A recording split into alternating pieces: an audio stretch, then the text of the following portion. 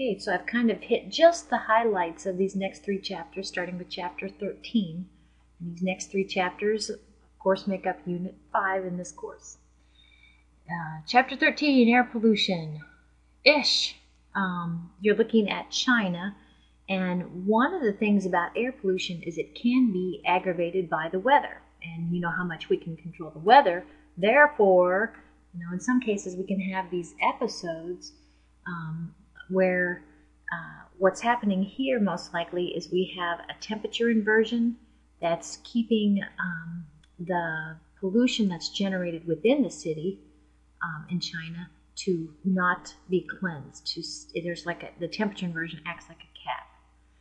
So there you go.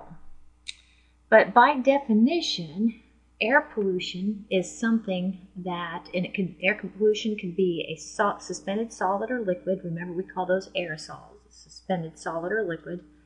Air pollution can also be a gas, but air pollution by definition is something that, if in high concentrations, it will adversely affect life. Now, you probably already know this, but not all air pollutants are something that humans made. I think I introduced the term anthropogenic before. Anthropogenic means it has a man-made source, or man is the source of it. So there are definitely anthropogenic pollutants. But there are also pollutants that Mother Nature puts into the air. Okay. So for instance, this is maybe a Mother Nature sort of pollutant, where basically it would be particulate that is suspended in the air, making adverse conditions for life here on Earth, and it is the result of a forest fire. What started this forest fire? Well, it wasn't man. It was caused by Mother Nature, lightning strikes. Now, one could possibly make a case in some cases where actually human influence of vegetation, cutting down trees or that sort of thing, could aggravate or create a situation in which we had these forest fires. But wildfires have been around way before human beings have been.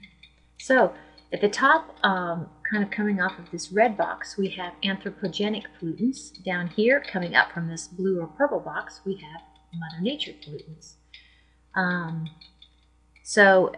We're going to spend a fair bit of time talking about anthropogenic pollutants, but let's just look at the natural pollutants. Volcanoes spew particulates, gases that are adverse to health. Actually, the sea spray ends up putting pollutants into the air. Pollens, if you suffer from allergies, that sort of thing, this time of year, you might recognize pollens as a pollutant. And notice that here in this box we have things that can be, they're naturally occurring, but they can be influenced or accentuated by humans. Those being fire, blowing dust, and bacteria or viruses. So, speaking of things that are accentuated by humans, I think clear back in Unit 1 I touched on the Dust Bowl event, where we talked about positive and negative feedbacks. But actually, if you're familiar with the Dust Bowl that occurred, I believe, around the time of the Depression, it's actually linked to improper, I won't say improper farming. Basically, not leaving vegetation where it should be, and kind of creating this Dust Bowl situation that got just kind of out of control. So anthropogenic pollutants, we'll talk more about some of these a little bit more in depth, but these are all anthropogenic pollutants, and you'll notice that a lot of them come from burning of fossil fuels. So when we say burning fossil fuels puts pollution in the air, it does. Carbon monoxide, incomplete combustion of fossil fuels, lead. Actually, the type of fuel we used to use was leaded fuel, and now we don't use leaded fuel. Lead can be very detrimental to life in small amounts. Sulfur dioxide, sulfur trioxide, again, burning fossil fuels. These are more, though, in industrial sort of large scale. Nitric oxide, nitrogen dioxide, these are again related to burning fossil fuels in cars or power plants.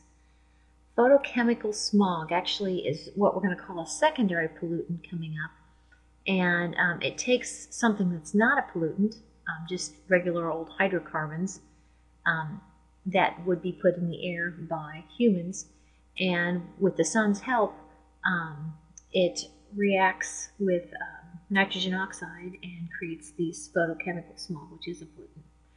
Ozone is a pollutant, and I do think I have a slide coming up just to talk about ozone. But we talked about good ozone being in the upper part of the stratosphere, and it interacts with and blocks incoming ultraviolet radiation. So we need stratospheric ozone, but this ozone actually is an anthropogenic pollutant. Again, I believe a secondary pollutant, and it's ozone O3, and it is adverse to life. So this is just a slide to show you human or anthropogenic pollutants being